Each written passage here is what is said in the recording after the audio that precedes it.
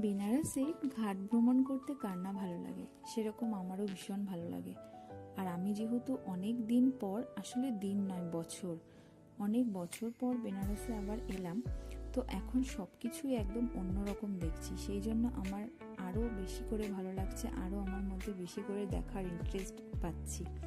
সেটা হচ্ছে এই যে ঘাট বরাবর একদম হেঁটে যাব, 2 মিনিটের হাঁটা পথে মন্দির পৌঁছে যাব। আর সব থেকে বেশি যেটা ভালো লাগছে সেটা হচ্ছে এই যে পেন্টিংগুলো যেগুলো ঘাটের দেওয়ালে করেছে, সেগুলো একদম অন্যরকম, ভীষণ সুন্দর যারা করেছে।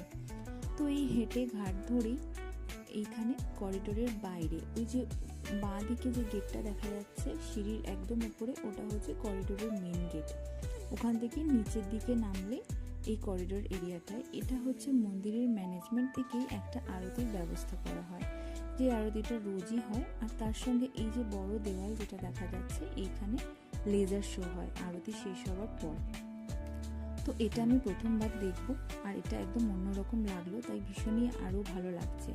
আগে অনেক যদিও ঘাটে আরতি দেখেছি, আলাদা আলাদা ঘাটে, তো এটা হচ্ছে একদম প্রথমবার দেখছি। মন্দির থেকে এটা শুরু হয়েছে খুব বেশি দিন হয়নি, সেটা 1 মাস মতো হয়েছে এটা শুরু করেছে।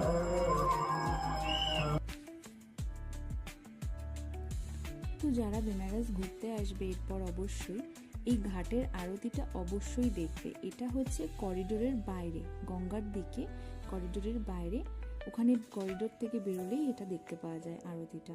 আর তারপরে লেজার শোটা কিন্তু অবশ্যই কেউ মিস করো না ঘাটের আরতির পর, যেটা অন্য কোনো ঘাটে হয় না, শুধুমাত্র এই মন্দিরের ঘাট। এই ঘাটের নাম হচ্ছে ললিতা ঘাট, এটা একদম মন্দিরের বাইরের দিকে।